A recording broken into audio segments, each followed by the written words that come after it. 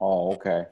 Yeah, so you know what's crazy? They got 3 locations in the United States. One obviously in New York, one in South Beach, and then one in out here in LA.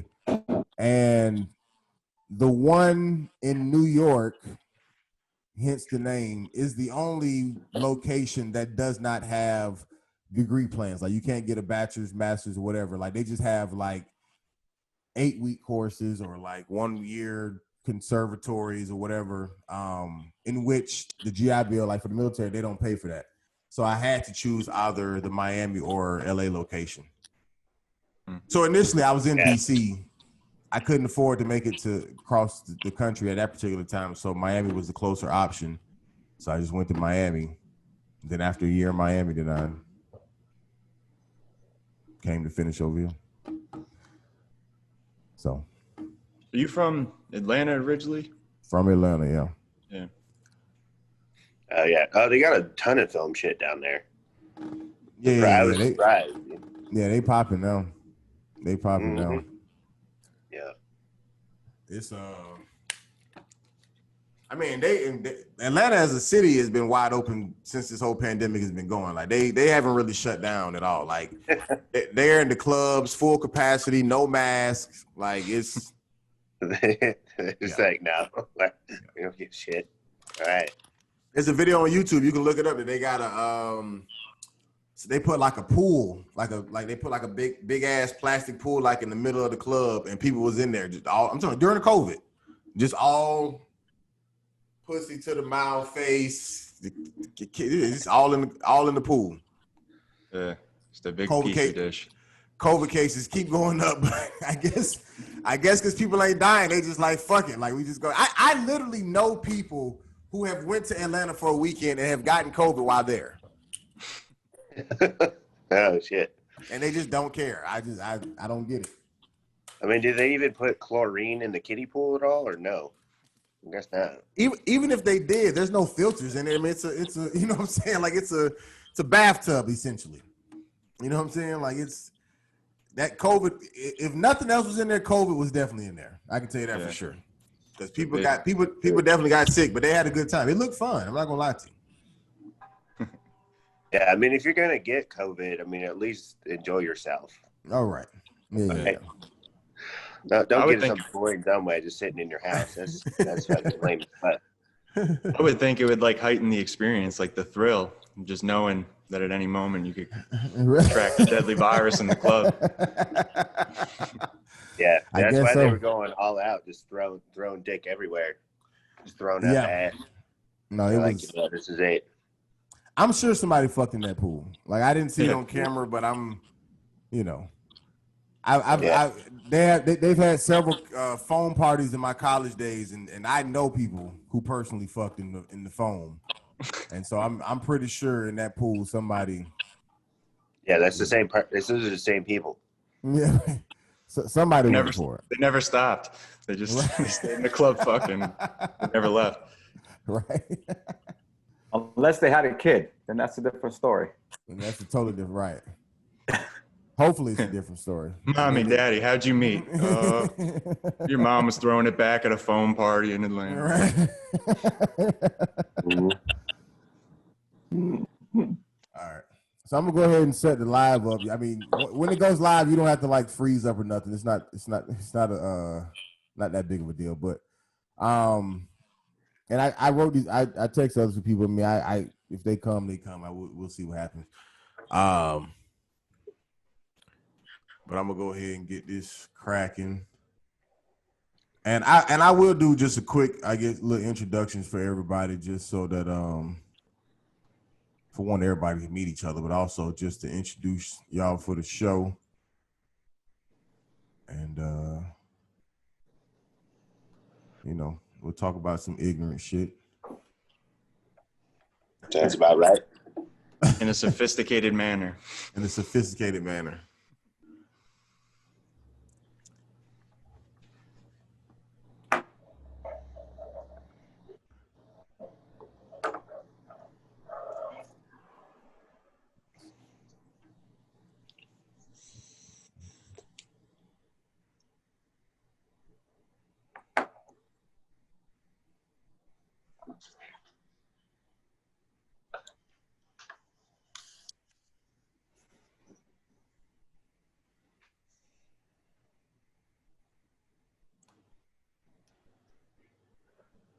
And you guys can. I mean, you guys can talk amongst yourselves if you want to. You don't have to sit in yeah. the choir. I don't.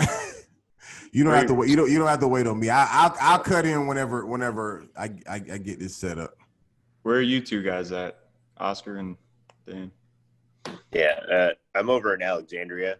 It's like right outside DC. True. Nice. I'm in New York City. Nice. What part of New York? I'm in Harlem. Okay. Yeah. What about you? West Palm Beach, Florida. Oh yeah, baby. Yep. My stomping grounds. Yeah. Yeah, I'm from Plantation. Okay. Yeah. I did my first Thanksgiving.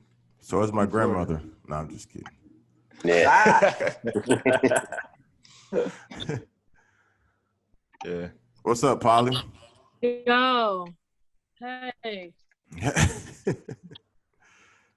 What's going on? Not much. Just got my stretchy band. That's a band. So like, did you just wake up? That's what you look like. Does I basically didn't put on. I didn't shower. I didn't just wake up, but I didn't do anything. Okay. I It's hate okay. it. I did the same thing. I just took a nap. But I can't have a bad hair day now, so I can do it whenever I want. I can't nap anymore. You guys might hear my kitten. FYI. Unacceptable. Unacceptable. She's really loud. Unacceptable. Yeah. Yeah. Where are you at, Polly? I'm in Northridge. Where's Northridge? Where's Really? Northridge? Are you guys all in LA or are we all in different places? Mm-hmm. Yeah, No, everybody's I think in we're different covering places. every corner of the continent. Yeah, Oh. everybody's in different places. Yeah, I'm in California in the Valley. Oh, look at your Christmas. Wow, you got a Christmas tree up already. No, I've actually had it up since the It's just quarantine been up, started. Yeah, I thought you were They started. No, I had a neighbor that was getting rid of it, and I needed some back decor, so it's just I live in a studio, so I don't have like a separate like office, so I have to just paint myself in a corner and just make it look decorative, like this is like I'm popping, but I'm not. I can see your just the mouth. podcast Why corner. can't I see your mouth? You say you can't see my mouth? Okay. I don't know if it's because you're just black, or I just can't see your Yeah, mouth. It's a little bit of both. It's always because your shirt. Is your shirt black? Where are you? I just lost. Oh man. Yeah, you gotta, if you're on your phone, you gotta swipe. You gotta swipe so you can see everybody. I'm bad at this. I don't even know how to do that. Don't even teach me. I really don't have any patience for it. I won't figure it out. No, you literally, it's just like Tinder. Just literally swipe your screen. I don't even use that. I don't even use Tinder. Oh, but just literally just Photo gallery. But isn't there something where you can like see everyone on the screen? Like I still haven't figured out how to see everyone. that's what I'm telling you, by just swiping your screen. Swipe right? Or left or right. One of them. Yo, this Facebook Live is taking forever. It doesn't work if I switch. When I do right, I just see only 4 people at a time. Well, yeah, because you're on your phone, so you have to be on the computer to see everybody. Oh, there you go. That's not gonna work. I don't even have my computer. Won't work. It's old. I've had my computer for like 10 years. It doesn't work. No. I mean, I mean, we can see you on this end, like, so I mean, it's all good. You just have to, No, I'm just seeing, like, how you see I just watch these YouTube videos of all these, like, the cast of The Office, and they're all on the screen at the same time. I'm like, how do they do that? Right. Right. That's what my screen currently looks like. You cook a lot? Are those your pots and pans, or is that decoration? No, that's not pots and pans at all. It's just something my mom bought and stuck on my wall. Oh, I thought And I don't cook a lot. I mean, I cook enough for me, but I'm not just whipping shit up, Do you know who cooks a lot? This guy. Do you guys recognize? Is that the Momo or something? Who? No, Okay. I don't know. Who is that? Is that No, Charlie like- Brown? Looks like I like Tommy the- Pickles. Hey, did you say Tommy Pickles? Yeah. You got it. I know my severed heads. I know myself. I know it was a full thing and he broke. I made this when I was like 10. I've had it so. I love the Rugrats.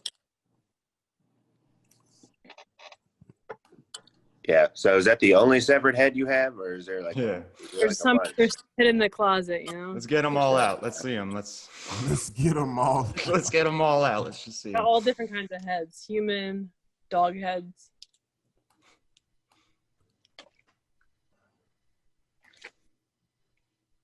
Is there? A Yeah. reason Are for you? that? Yeah. Are Really- you smelling your? What is? It's the latex band thing. It's for I need to do this because I went to the physical therapist and I just got this band. What kind of ailment you got? Got neck and upper back pain. Nice.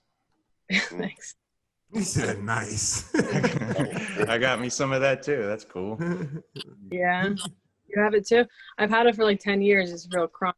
So now I'm trying to see if I can still get rid of it. I gave up on it for a while. Thought that it was hopeless.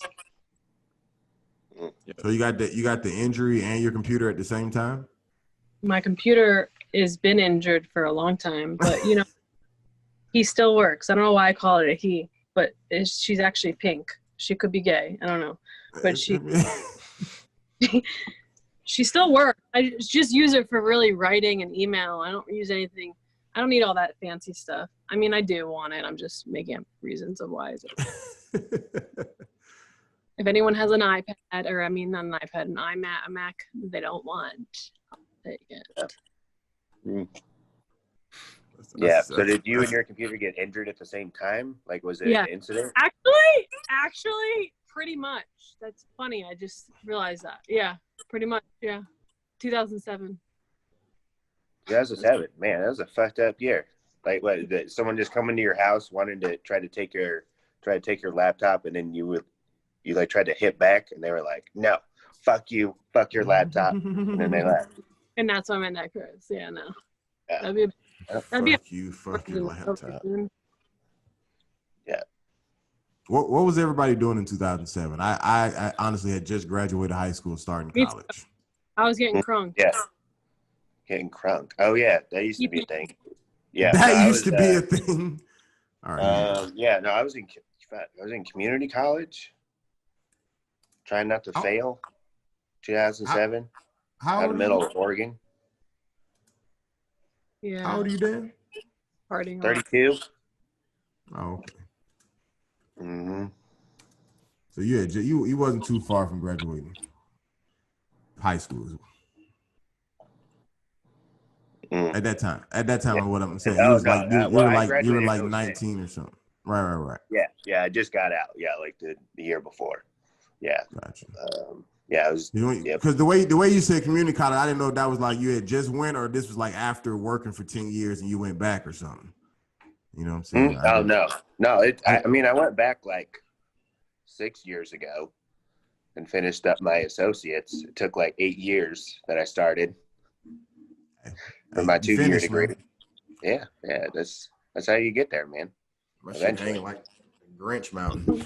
All right, well, I officially got my Facebook Live to work. Hey Dan, did you ever figure out how to turn your phone sideways with your screen rotation, or you know what? Don't even worry. No, I'll just be sideways. I just be sideways as it's. Yeah, I'll just look sideways to everybody. I mean, it's all good. Well, anyways, so we are officially live. Like I said, you guys don't have to freak out. I'm not doing Oprah numbers, so you just feel free to be yourself. But welcome to We Are the Groceries podcast. This is basically a podcast that was created out of boredom during the quarantine by myself and some other bored comedians, and we just were really just sitting here talking about dumbass shit that comedians talk about. And of course, the more and more I do this, it's more and more to talk about because we get deeper and deeper into the pandemic. So people have experienced more. At that particular time, the pandemic was new. We still thought we would be doing comedy again by now everywhere. You know what I'm saying? So now we're down to the election. Not that we have to get political, but I'm just saying the time frame of where this all started. So anyways, got some guests here with me. I always like to bring comics on from the 3 different comedian comic scenes that I've been a part of, which is LA, DC, and Miami. And so, starting with Miami, we actually even missing one Miami comic, but this gentleman here I actually met in Miami, but he's currently in New York right now. Real funny, hilarious comedian. Love working with him. Hope to work with him again sometime soon. Mr. Oscar Colasos. What's going Hola, on, dog? ¿cómo está? Thanks for having me, man. Yeah, man. How's things going on your end? Trying to figure out my life, Gotcha. like we all are. Aren't we all? Aren't we? Yeah. Trying to figure out what life is at this point. Then my life after, once I figure out what life is. Yeah. That makes sense. It's weird times for sure. Gotcha. Well, we'll get deeper into it in just a minute. Another guy, South Florida guy, I guess technically not in Miami, but he's in South Florida somewhere. South Florida comedy scene. If you get to know it, it's all intertwined from Miami to South to Palm Beach, which is about I guess maybe 45 minutes, hour apart. We're all one big family, or when I was there. Anyways, but another funny comedian. Glad to have him here. Good to see him again, Mr. Dan Castle. What's up, bro? Good, man. Thanks for having me. Yeah, no problem, man. You got a pretty interesting wall yourself behind you. Like it's not as fabulous as my Christmas tree, but I see you got your acoustic and shit hanging. Do you actually play, or is that just? No, it's just to get pussy. Gotcha. Yeah, No, I they play. just see that when they walk in. I'm- They're like, okay. I wasn't sure if I was gonna fuck him or not, but It's the has an deal. acoustic guitar hanging on the wall. He must be a real good guy that gives good dick. Gotcha. Yeah. No, that's what's Yeah, I up, do man. music and all that shit. No, do you ever intertwine it with your stand up, or is it just you keep it separate? Yeah, I'm working on that now. Gotcha. Last two times I did the New Faces at Improv. I like closed with a musical bit. And then the last time I'm doing like this mumble rap satire character I'm working on called Pistol Peggy. So like I walked out to that track and then like kind of just like approached the mic and started singing along with it. And then like, I was like, holy shit, this trap song I'm hearing is actually by this white boy that just took the stage. So, Right. and then so kind of Gotcha. incorporated that. But ultimately, Gotcha. yeah, when I got a special and all that shit, it's going to be like, kind of like what Hennessy did, like, you know, partial Right. music and mostly stand up. So, Gotcha. Yep. Dope shit, man. For sure, man. Well, I guess making our way up the East Coast to the DC area by way of Alexandria, Virginia. DC comedy scene is just like Miami. I mean, you count DC, Maryland, Virginia. So what that city is, I mean, it's just all intertwined in itself, the DMV area. But as well as the comedy scenes, and then we stretched out to Baltimore, Philadelphia, even all the way up to New York. Because it's only a 4-hour bus ride. So I mean, you're always in that rotation. But real good guy, man. We actually both just found out that we were in the military at the same time and didn't even realize it. The whole time we were doing comedy together, which is awkward. But Yeah. glad to have him here. The real funny guy, man. Mr. Dan Kaufman. What's up, bro? Yeah, glad to be here, man. Yeah, good to see you, Rudy. But yeah, I'm trying to remember you with the shorter haircut because now I can only see you like as you are now. And I was like, I don't know. I don't remember that at all. I had a shorter haircut with no facial hair, and I was in much better shape. So that maybe Okay. Well, I mean, you've done all the veteran stuff. You know, grew out your hair, smoked weed, gained weight, went keep your back to Christmas school. tree up. I wasn't even. Put up your I Christmas wasn't even. tree. I was technically not even all the way March. out of the army by the time I smoked weed. Like by the time I officially signed out, like I was still like technically in, but I had already like signed out for my whatever that shit is called, my leave or whatever. Oh yeah, the terminal leave. Yeah, I was smoking immediately. Yeah. As soon as you weren't gonna go back in, you're like, all right, I'm gonna go. All my gear was turned in. They took my ID back. Everything. I'm done. This is I'm done.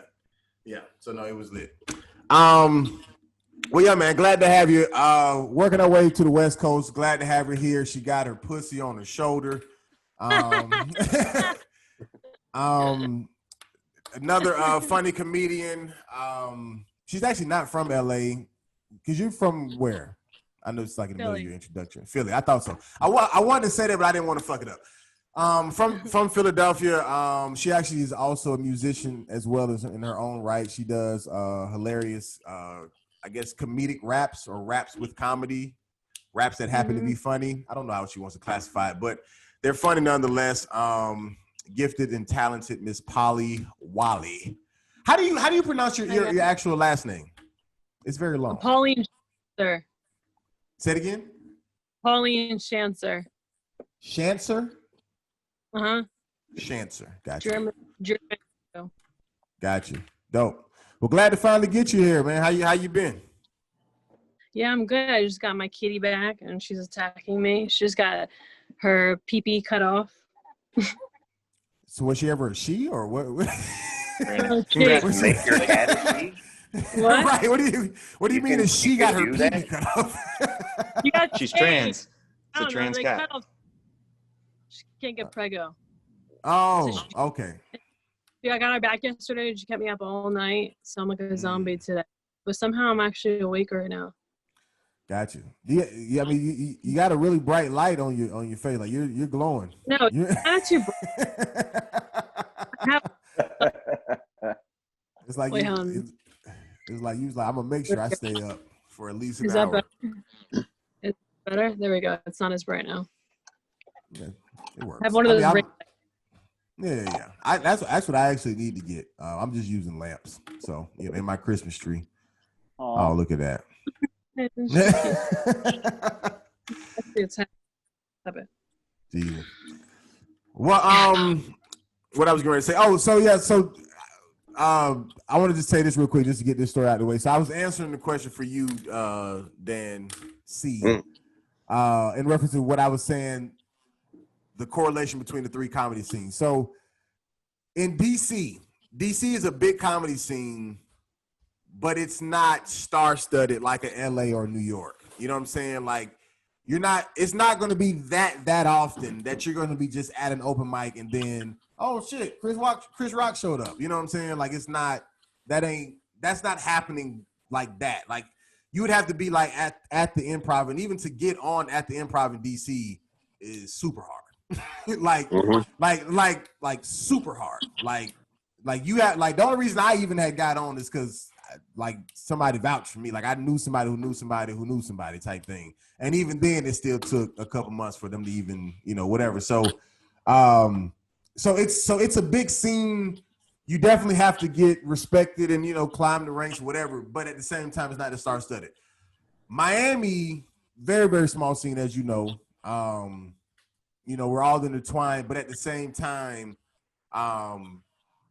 if you do well in South Florida, it's easier to stand out because it's just not that many comedians. You know what I'm saying? And like we spoke about before, most comedians in Miami are already established in their own right. They've been doing comedy 15, 20 years, or they've been doing it 3-4 years or less. You know what I'm saying? There's not really that many 9, 10, 11, 12-year comedians in Miami.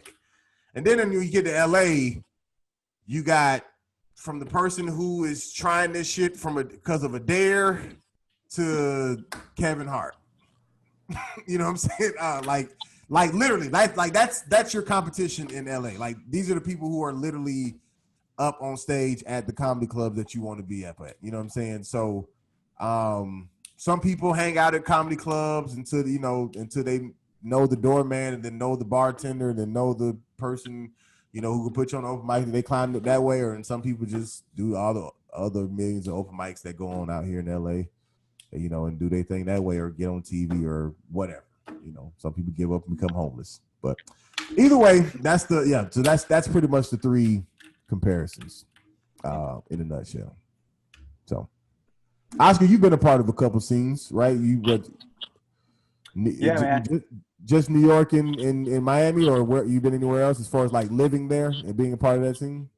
No, mainly both of those two. I guess I technically started in New York because I was in college at the time and I did an internship at Late Night with Conan O'Brien. So that's when I kind of I put my feet into it. But then I went back home I finished school, and then I moved back down to South Florida, and just like you said, man, I got introduced to Renee, and luckily I skipped a lot of the nonsense that you kind of have to go through. She put me on a show. Luckily, I had a sweet spot. Luckily, the crowd was great, and I ended up getting a lot of work from her. And to your point, in terms of a lot of either new people in comedy or veterans in comedy, and there's no in the middle. You're absolutely right, because I think what happens is a lot of those people who are 3-4 years in, you're either like, all right, I'm done with this, or you're like, I gotta go to LA or New York to get better, to become, try to become somebody. I left after like 4 years, and I've been here ever since. So you're absolutely right about that. Yeah. Gotcha. So the whole time that we was working like in Miami, you was traveling back and forth. You was living in New York then. Yeah, I moved to New York in 2005.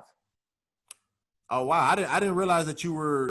I think I knew like the connection to New York, but I don't think I realized that you were actually living there and just come because I mean I ran into you quite a lot. My little 1 year and some change I was in Miami, so I felt like you were there. You know what I'm saying? Like I didn't realize you were living in New York. Yeah, I grew up in Fort Lauderdale, and my parents are still there, and that's my hometown. I love it.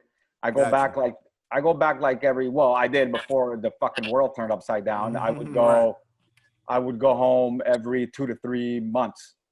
Gotcha. Because it's like a reset button, because New York City is intense, and if you don't leave For sure. and go and get some fresh air, you will murder a motherfucker. You know what I mean? Right. So I would go home every 2 to 3 months to be with my family and to not kill somebody up here. And of course, Gotcha. I would hit up, Manny Garavito, which is how we met. For sure. And of course, I would hit up Renee and Melissa and luckily, and I'm very thankful, and I've always been, and I always will be. But in my short times when I go home to South Florida, I'm there for like, I don't know, 2-3 days, a week at the most. And I luckily get on stage a decent amount. Right. And it's due to the right connections and just, for sure. You also got to be a nice person. You can't be a dickhead. Sure. If you're a dickhead, you're not going to get on stage that much. Right. For sure. And what I was going to ask you real quick was what did that internship entail that you did with Conan? What was that all about? Like, what were you doing? Well, I always have two answers. The answer that a TV show would like is it opened the door to comedy. I had no idea.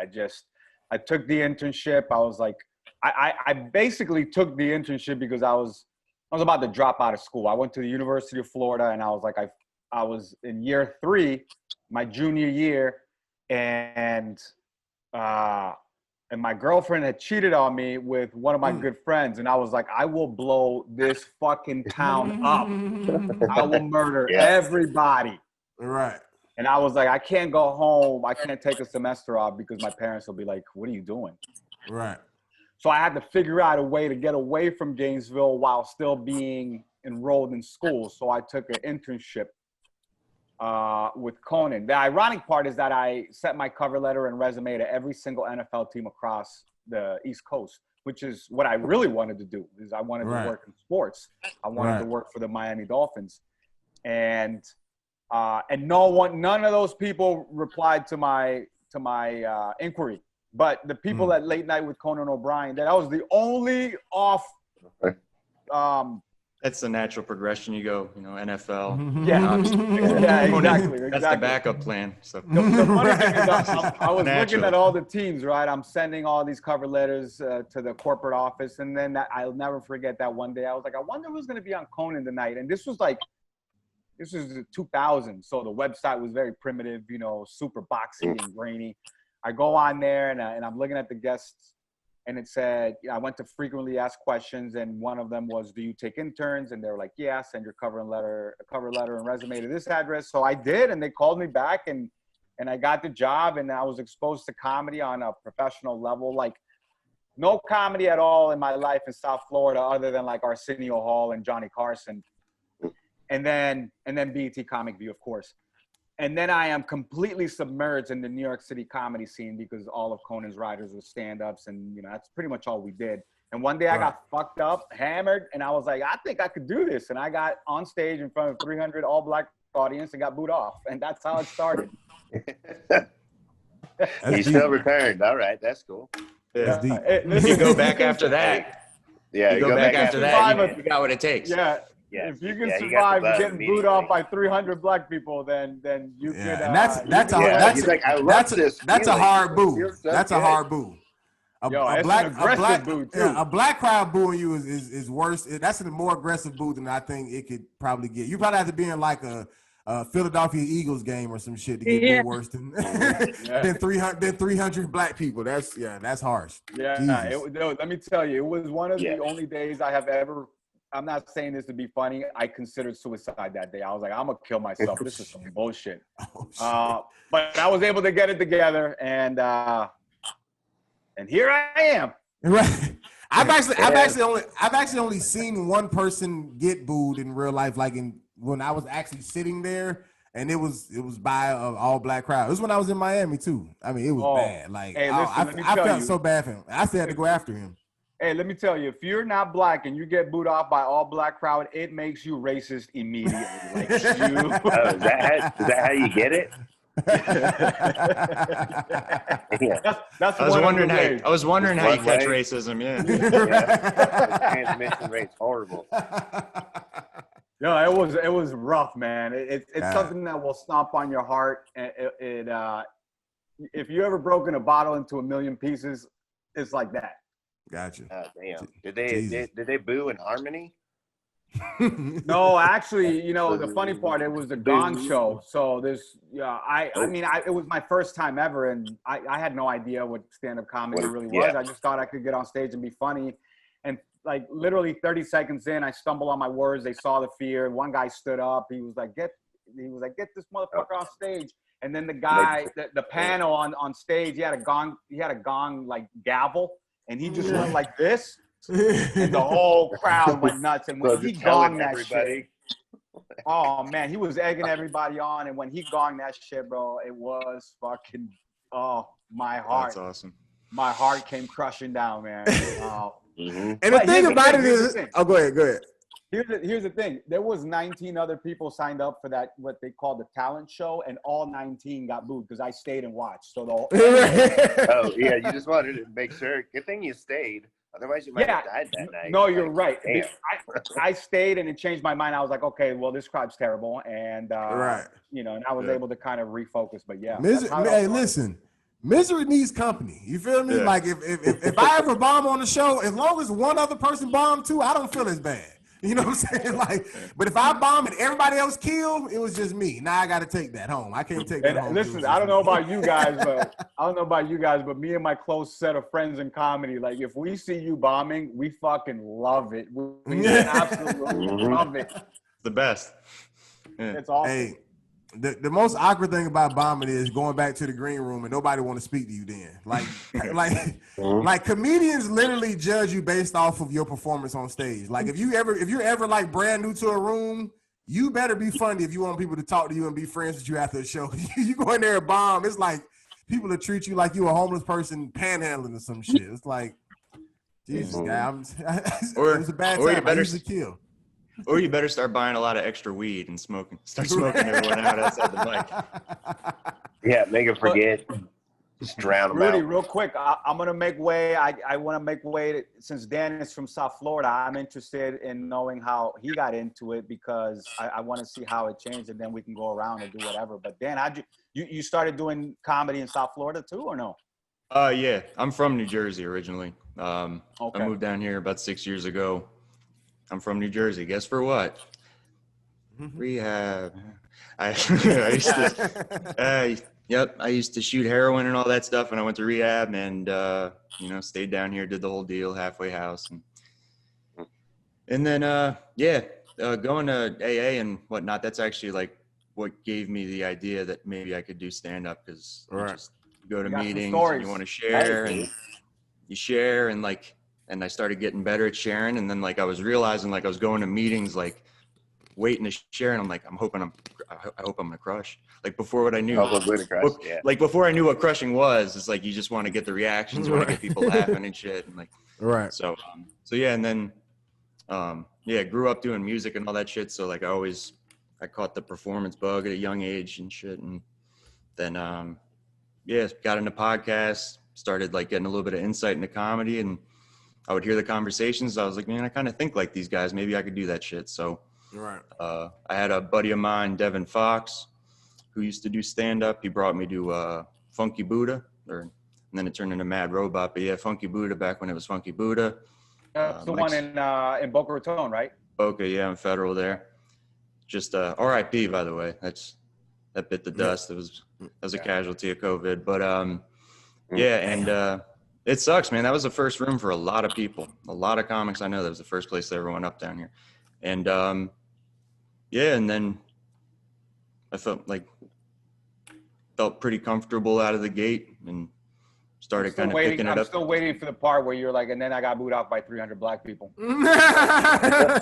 I'm waiting for that because like I want to be racist, and like so now that I know that that's the key. Now that I have the answer, I'm gonna start. I'll post on social media tonight. Strictly black rooms. I'm trying to catch racists. Please, black rooms, yeah, dude. I love it. It travels on those droplets, don't you know? That's how it works. But yeah, man, and I've gotten been lucky enough to got a buddy of mine, Danny Braff, up in Jersey. I got booked on a show up there. I dipped my toe in the Denver scene, like on a trip out there. I hit a couple open mics and shit. But yeah, mostly there's a couple Miami guys out in Denver. Yeah, I've heard a couple left recently for there, and yeah, just been doing it ever since as much as I can. I guess technically been doing it 3 years. Kind of hard to count this as a whole year in stand up, but yeah, it started 3 years ago. Right on, and, man. Yeah, Right. it's the shit. And sometimes it's not. Sometimes it's a complete fucking existential nightmare. Existential nightmare.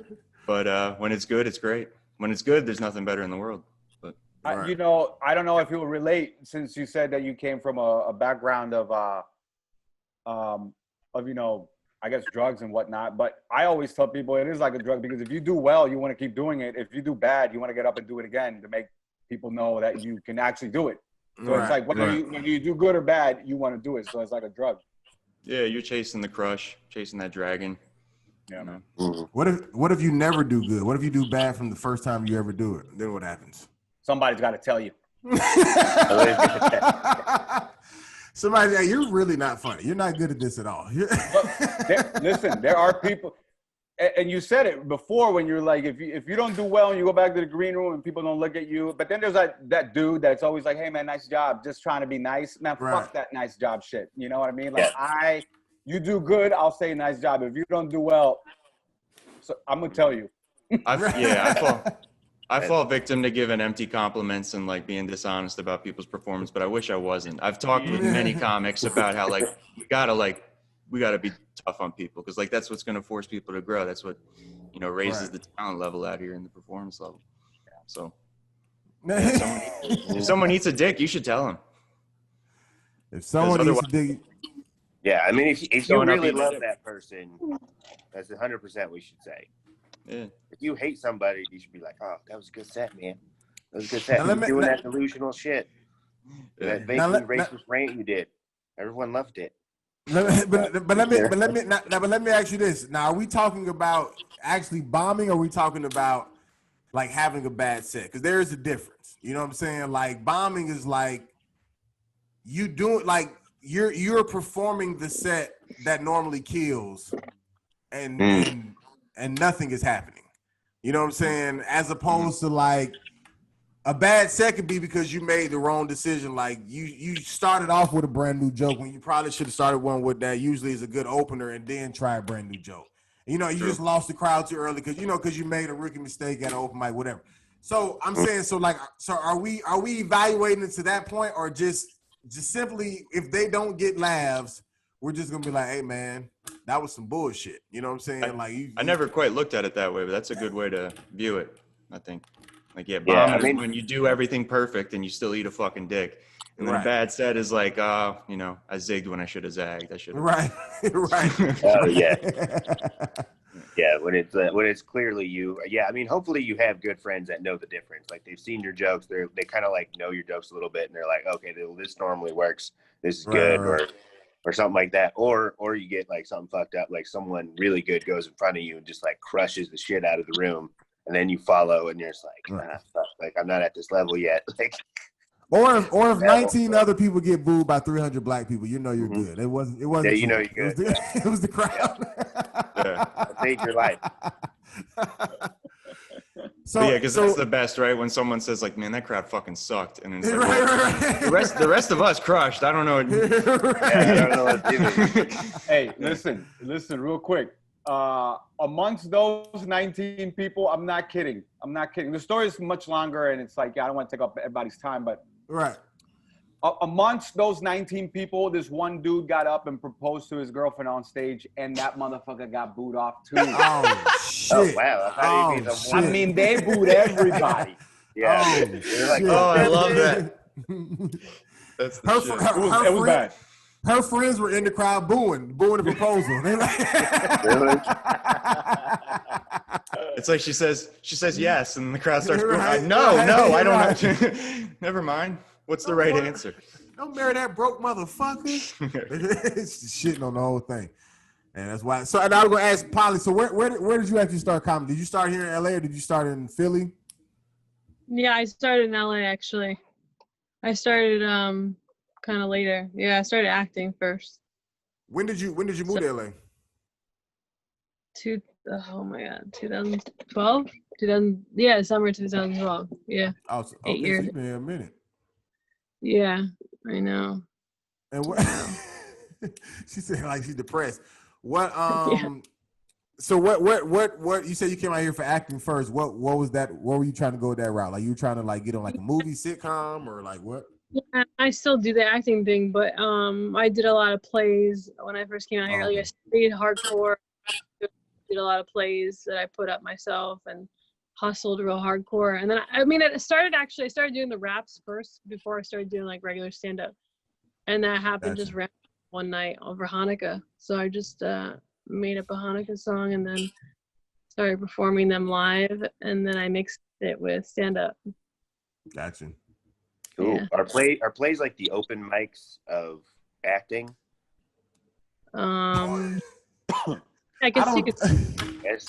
but not like, really. I mean, No, not really, because plays are intense. It's like not like you just go up and you show up and you try something out. You worked on it for fucking, Yeah, you know, because yeah, no, I know there's work involved. Just fucking around. what?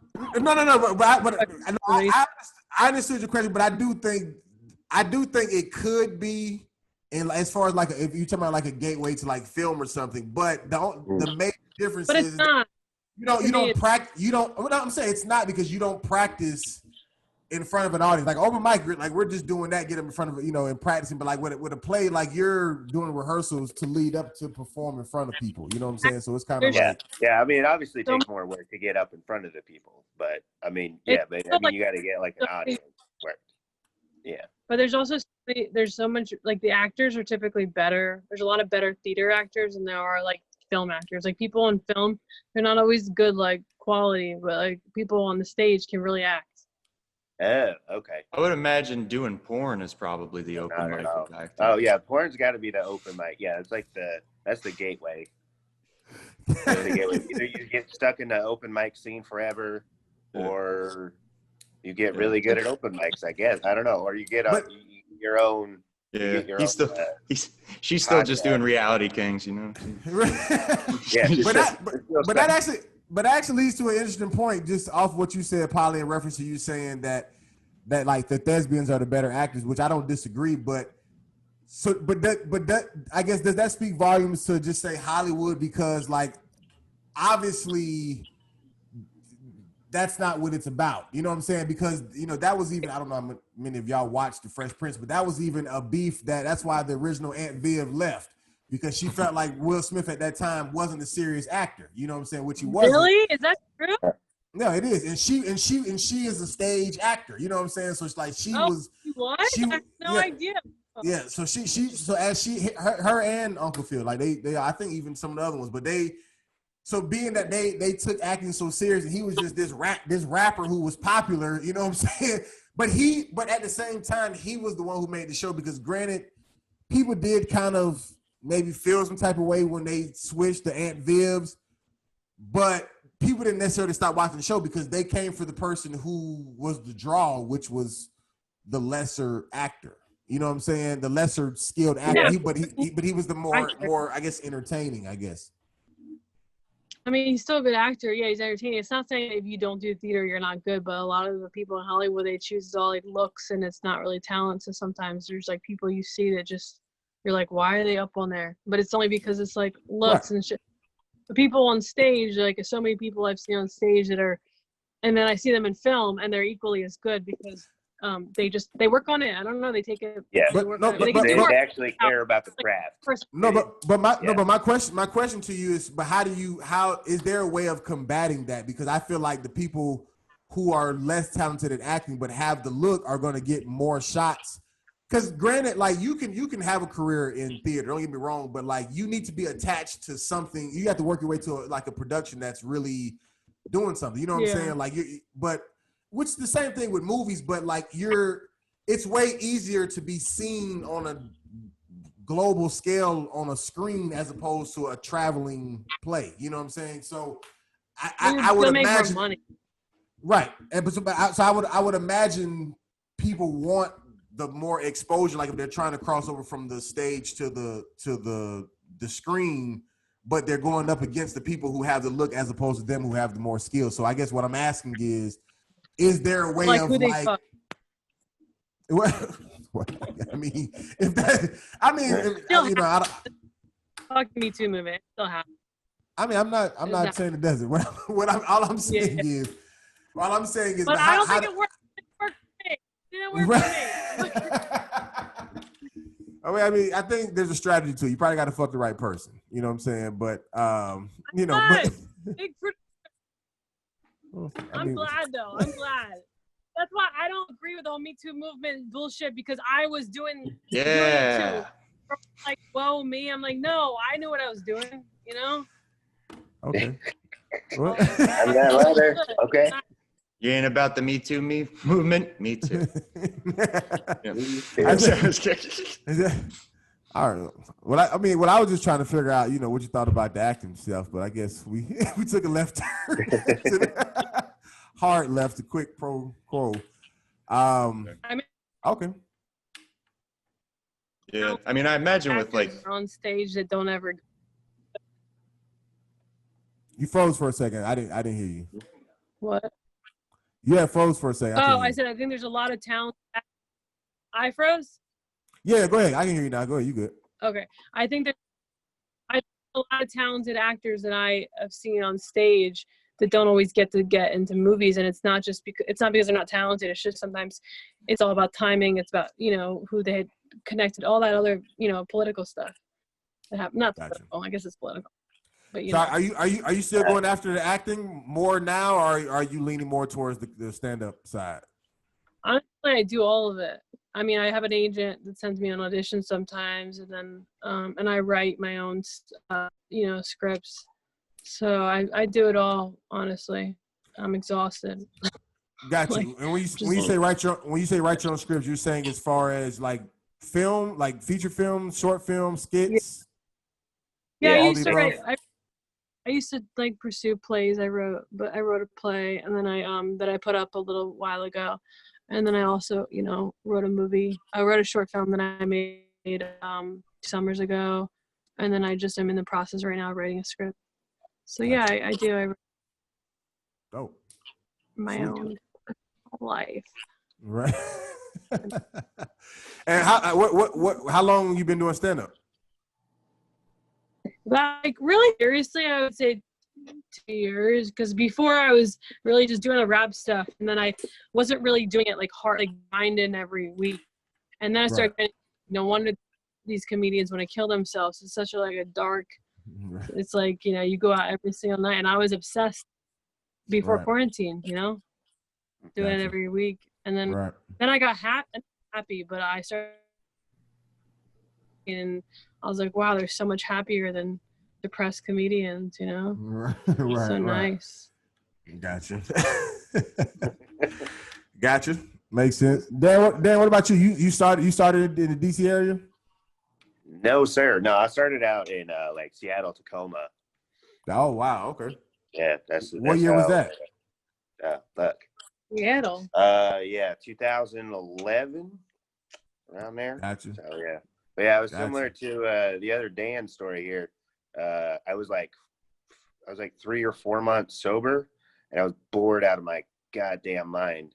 And so that's when I started at open mics over in Seattle. Like we walked by one over there at the Comedy Underground that way. Gotcha. But I didn't realize how I had nothing to do. I was like 23 years old, and I was like, that was the only activities. But yeah, I started over there, man. Yeah, it was a good time. And then I didn't move to DC until like 2016. So okay. So it's almost about split even, roughly. Gotcha. Yeah. Damn. I just noticed all of our names changed. Wow, Rudy, what were you doing at the down low? Oh yeah. Yeah, Rudy's working for magic. Yeah. Well, because I honestly meant to tell y'all to do it from the get-go, and I forgot, and we was already started talking, so I just like I'll just do it while everybody's spilling their guts and shit. So what was the difference between Washington and well, I guess Washington, Tacoma, Washington, and DC? The Washingtons, the difference between the Washingtons. As far as comedy. Yeah, well, as far as gun violence. Yeah, as far as gun violence. The mics are like way further apart, at least for me. Like I was driving, at least where I was living. In which place? Like an hour. I was driving. In Washington State. Yeah, Washington State. Yeah, there's just more space. There's like the Seattle and Tacoma are about an hour apart, but it's like the same. Like there's a bit of a rotation, but then there's some people that only stay in Seattle, somebody that only stay in Tacoma. That's what it's like. Also, it's real white, and some people are like hating about it a little bit, like hating themselves, because they're like, oh, I wish we were so much more diverse. And then it was like I basically went to the most diverse area I think you could probably go, in DC. Yeah, but yeah, that's basically what it is. Yeah, it depends on what type of diversity you're talking about, because Miami, South Florida. I haven't been to Miami yet. That might be the most diverse place I've ever been. Oh, really? Okay. Because I was thinking, for me, anywhere outside of the Pacific Northwest seems diverse. Because it's not a lot of there's not a lot of diversity anywhere. So anytime I just go a little bit further south, I was like, oh, there's other people. Right. No, for sure. I'll raise you diversity from Miami to New York. I mean, there's people here. I mean, well, see, and I give you credit on that, because what I was getting ready to say is Miami is really just diverse.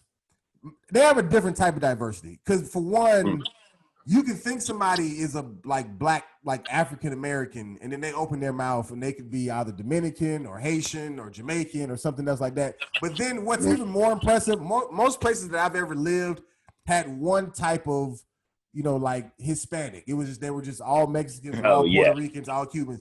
Like Miami literally has every country. Like they could be from Spain, Ecuador, anywhere. Like, you know what I'm saying? Like I've never met like so many different versions of Hispanic. Hispanic people. Hispanic people, like all in one city. Like it's crazy.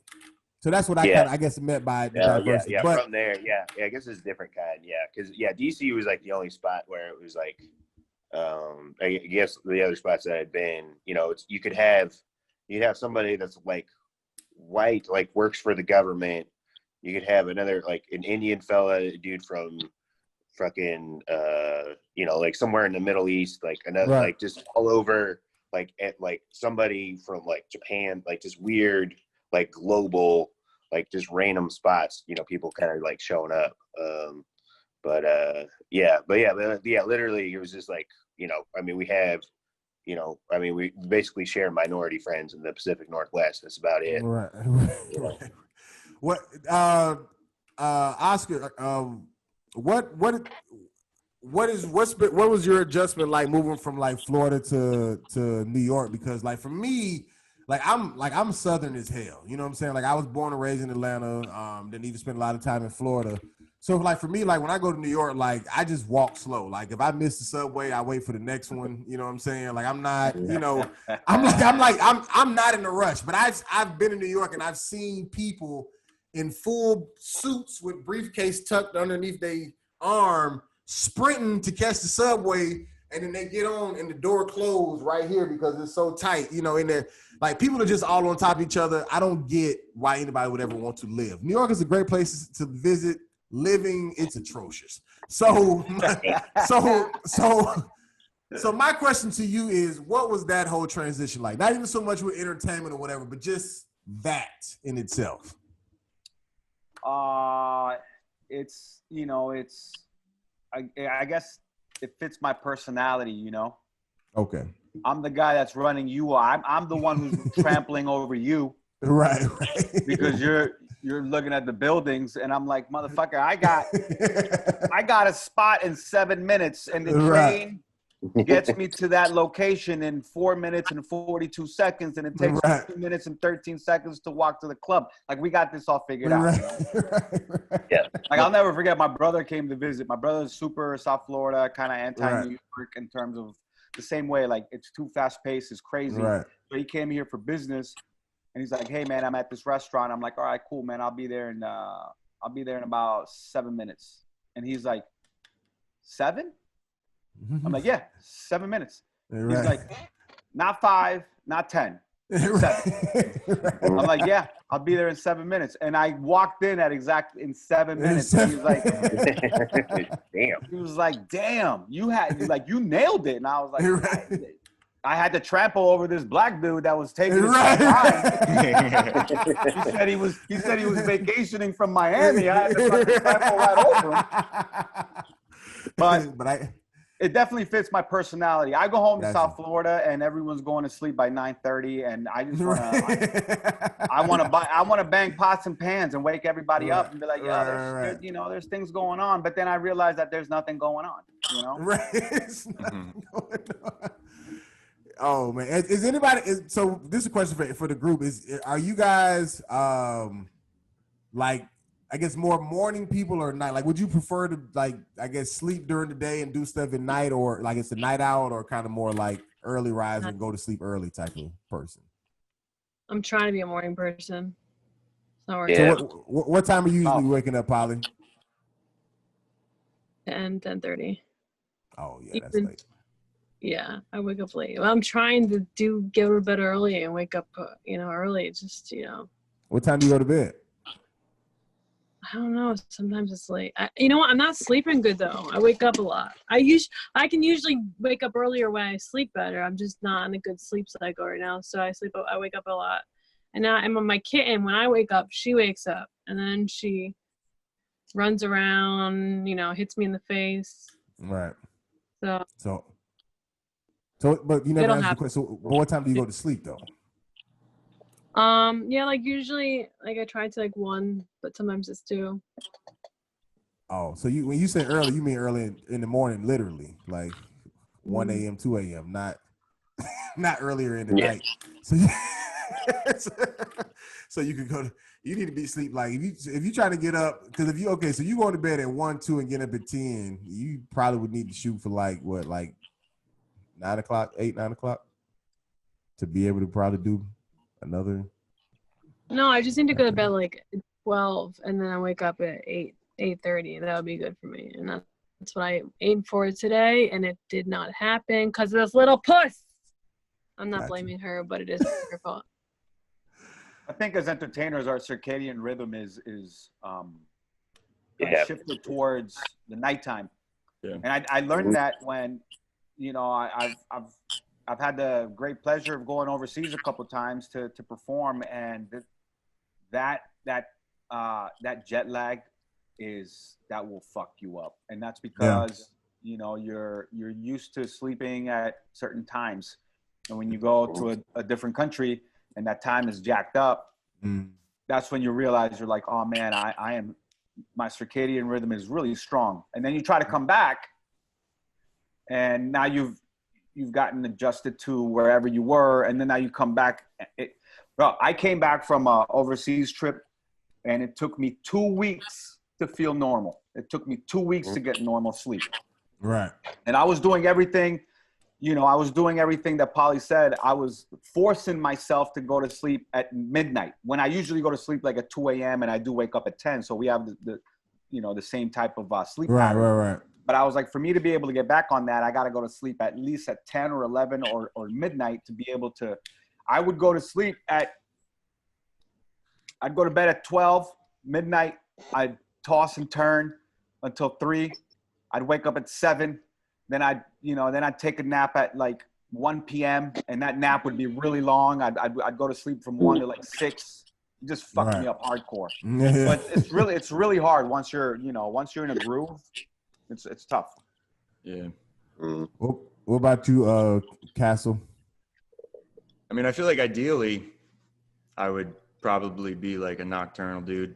I like the parts of the day. I like being up in ideally I like being up in the parts of the day like where I feel like there's no pressure to live or do anything. You know what I mean? Like I like knowing I like the times of day where it feels like time doesn't exist. Like super early in the morning or like super late at night because like there's really no pressure to be a part of the world. And yeah, I mean, I got a day job, so like I'm kind of just a slave to that. But yeah, with stand up, I'm usually out till at least midnight because half the time I'm driving down to Broward or Miami to do comedy. So then I got to trek it an hour back and shit. But right. Ideally, yeah, I like staying up late. I like working on music all night and shit, or working on bits and videos and shit. Yeah. Gotcha. Shit. I feel like my brain works better really late at night too. Like, Me too. you ever feel like when you get when you're like kind of exhausted, like you feel sillier, like delusional. Yeah. Yeah, like delusional. Like I've like written a couple like good bits like when I was like sleep deprived because like I was like silly and out of it. Right. What about you, Danny? Are you waking up early because of the military, or are you? Well, yeah, my job right now, I'm waking up at 5, and it's fucking dumb. I don't think you need to be up that early for anything. I mean, it's kind of nice because it's quiet, but I mean, it's really unnecessary. But yeah, no, my dumb ass is I'm waking up at 5, and then I'm trying to do still like, with a few mics that are open and trying to do like sets late at night. And then I'm like going back home. I'm like, fuck, I'm going to hate myself tomorrow, but I can't stop doing it. Fucking rep. But yeah, no, I would be, dude, if I could. What'd you say? Yep, Paul? Are things really me still, or are people like partying? Because I'd be seeing, I don't know. My friends I'm just naming places are similar in my head. Atlanta and Georgia are similar to my head. But my friends in Atlanta, and she's black, and they're all partying like all hardcore. Yeah. Huge club going on. Is it like that in Miami? No. Well, Miami's kind of shut down right now. But they open, but it's not. I don't know about like the clubs, but I know like they've allowed like comedy to start back. But people can go inside and sit down, but you have to have a mask on. The difference in Atlanta is you can go inside with no mask. Like there's not a mask requirement ever. Great. Yeah. So we were talking off mic about the foam parties that go on there. Right. Oh yeah, the fucking parties never stop. Apparently. Phone. FOAM, like foam, like soapy foam. Oh my god, reminds me of a club in Philly. There's this club in Philly I used to go to called Shampoo, and they'd have pool. It would be like a hot tub of bubble bath, and you go into like there was all these rooms in the club, and then the one you could go into this bubble bath and then go down to the dance floor, and people would be touching on you, and they're all wet and it's gross. But I didn't care. It's gross. It's wet. Yeah. No one's clean at Shampoo. Right. But I tell you this real quick for me, I know y'all all have this, I guess y'all's late stories. I'm actually a very, very early riser, believe it or not. And me coming to LA did not help with that. Because I'm the type of person, I've never been able to sleep in late. Even as a kid, like you spend the night with all your cousins and everybody is sleeping till 1 and 2 o'clock in the afternoon. And I'm the only person up at 7 a.m. by myself, just all day. So I was that kid. So even now, Even when I was in Miami, like I would probably be up by like maybe 6 at the latest. And even if I'm just getting in at 3, 4, 5 o'clock in the morning, the latest I wake up is 9 o'clock. Like my body just won't let me sleep until the afternoon. I don't know why. Yeah. Like I just don't. But on the average, like I'm like with me being out here, especially on the West Coast, like I'm usually up around somewhere between 1:30 a.m. to 3 a.m. every single day. And then you can wake up and so you only need like, I feel like this is my theory about men. I feel like men can sleep less and still be really productive. I know so many guys that sleep like 5 hours and they're so productive, but women, I don't know that many. That's what I'm saying. But 5 hours to me is a lot. Yeah. That's also why we died before women. Yeah. Yeah, our bodies are falling apart at a rapid rate. Yeah. But you're accomplished. But I do accomplish more because even for me, just like kind of Dan Coffin mentioned earlier, it's quieter at that time. Like for me, I love that 1:30 in the morning, 3 a.m. time frame because for one, nobody's texting me, nobody's calling me, nobody's bothering me, nobody, whatever. So I'm literally like, I have like a checklist of stuff that I get done during a certain time frame in the morning every single day, just because I know that I can get it done before the phone calls and the notifications and all that stuff start popping off. And then I'm not actually like staying up late at night. Like I'll probably go to sleep. Sometimes I'll even fall asleep around like 5 p.m. and then I'll wake up at like 10:30 and then I'll just be up for the rest. I'll be up all the way until the nighttime the next day and I'll just be up. It just happens. What? Yeah. Really? I wake up at 10:30 and I'll stay up all the way until just say 8 o'clock or whatever that following day, that nighttime. I need That's the 9 worst, hours. falling asleep when it's still light out and then you wake up and it's dark out and you're like, how many days have passed? What the fuck has happened? Right. No, man. So real quick, man, I want to give everybody an opportunity as we wind down, just so everybody can have enough time to do so. I usually like to give everybody a chance to, I guess, plug whatever you have, whether it's shows coming up, whether it's via Zoom or live. If you got, a website, if you sell merch or whatever, all you got is just your Instagram handle. You can plug that. But the floor will be yours. You can take as much time as you need. Don't feel rushed. So actually, Polly, we'll start with you. Okay, cool. Yeah, so I have a YouTube channel where I do mostly my rap, and I do a podcast with my little 8-year-old friend. And YouTube.com/Polly Wally. It's POLLYWOLLY. I guess it's right there written.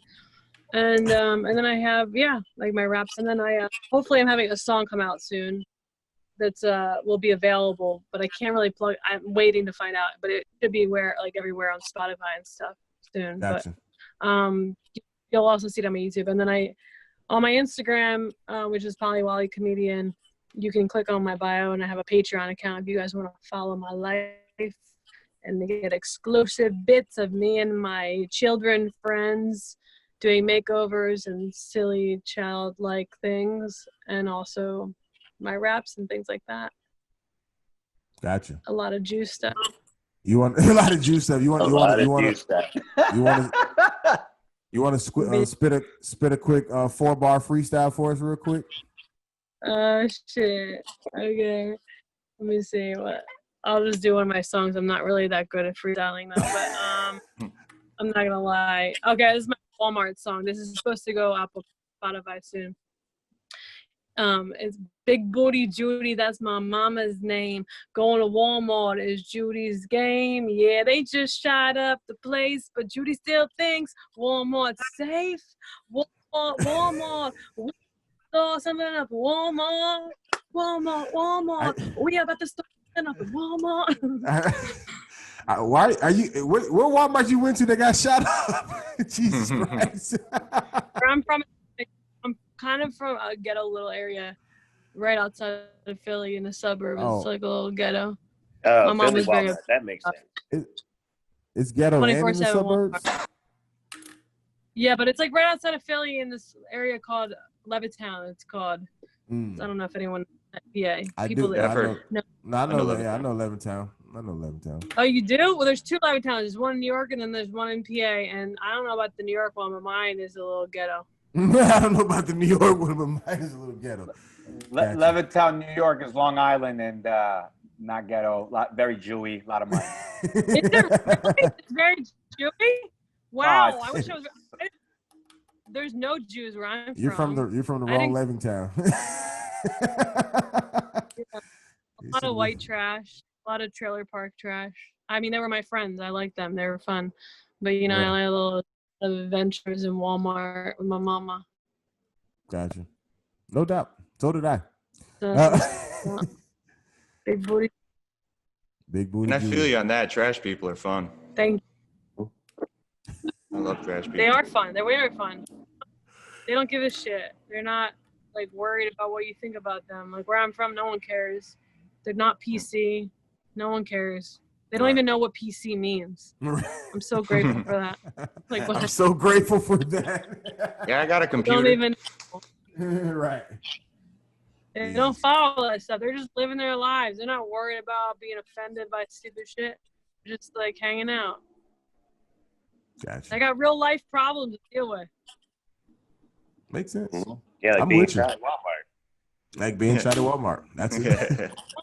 That is a thing. Walmart.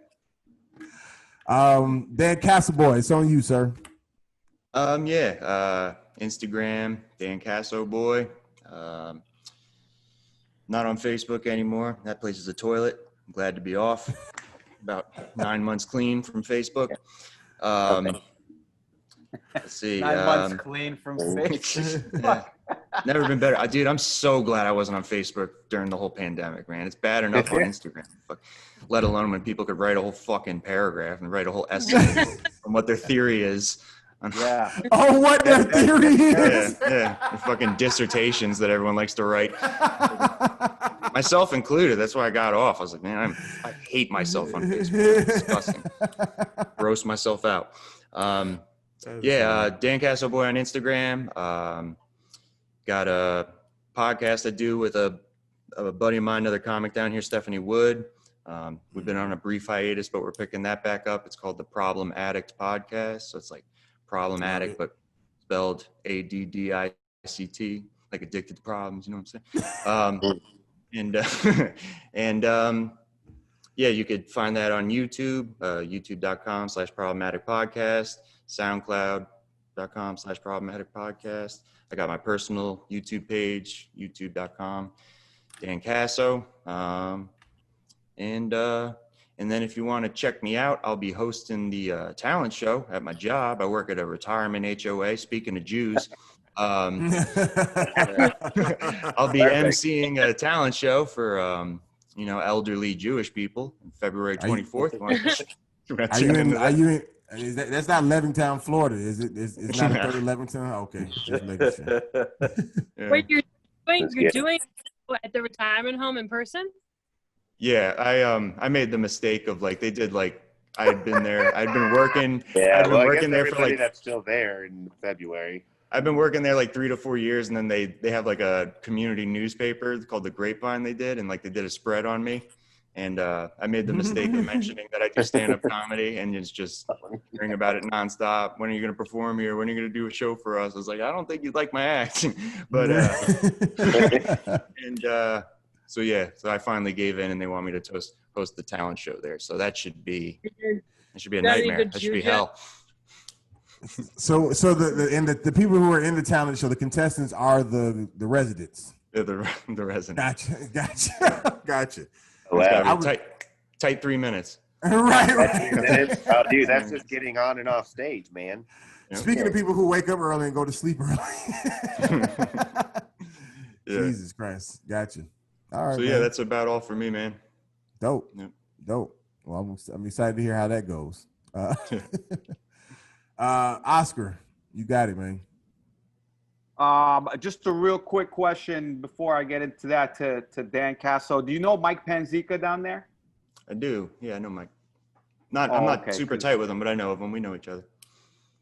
Okay, cool. Yeah, because I know he basically I've known him for a long time, and and I know he had a similar route. He's been at it for a while, and I know he had a similar route to like you guys in terms of sobriety and you know, meetings and stuff like that. And then he got into it because he's funny, so he might be a good resource.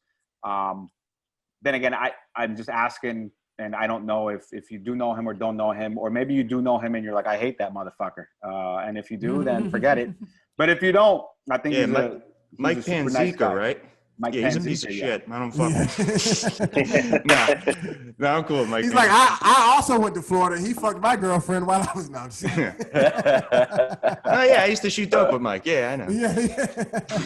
Right. Yeah. No, I was just gonna say, man, he might be a good resource. I have no idea. Anyways, Cool. No, I appreciate that, man.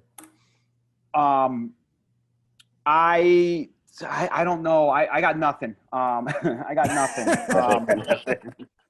I'm gonna be 100% honest and let you guys know that this pandemic has shut me down creatively, like hardcore creatively.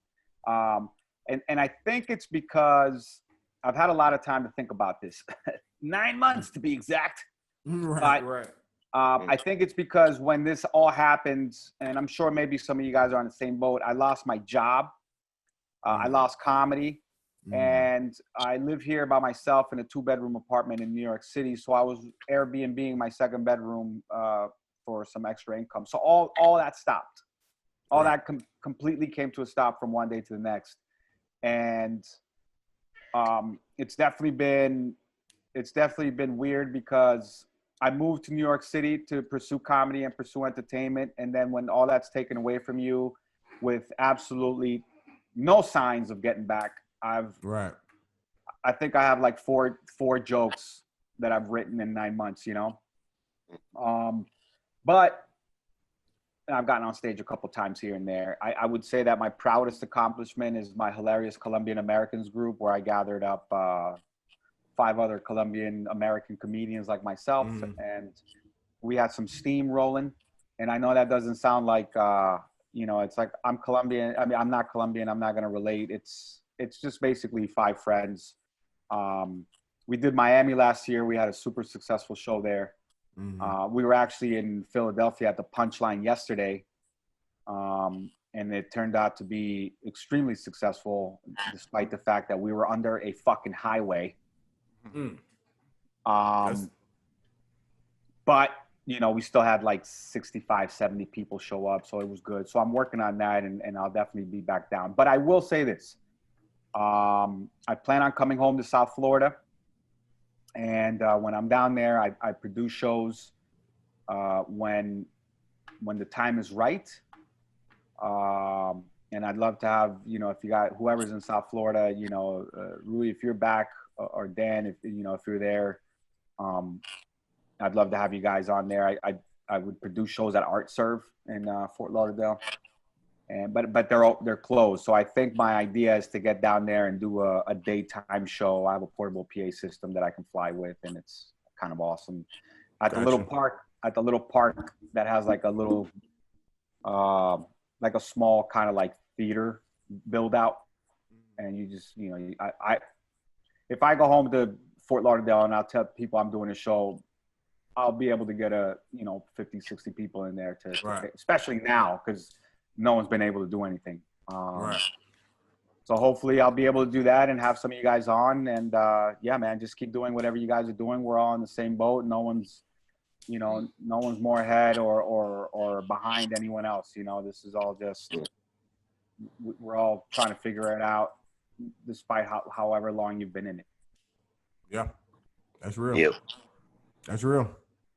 For sure, man. Yeah, man. Great, man. I look forward to having you down here, dude. Yeah, Cool to for link sure, up. man. Yeah, for sure. All right, Dan Kaufman, man, closes. Oh, I guess I got to go after you, but Yeah. as far as the guests. Yeah. No, thanks for having me on, man.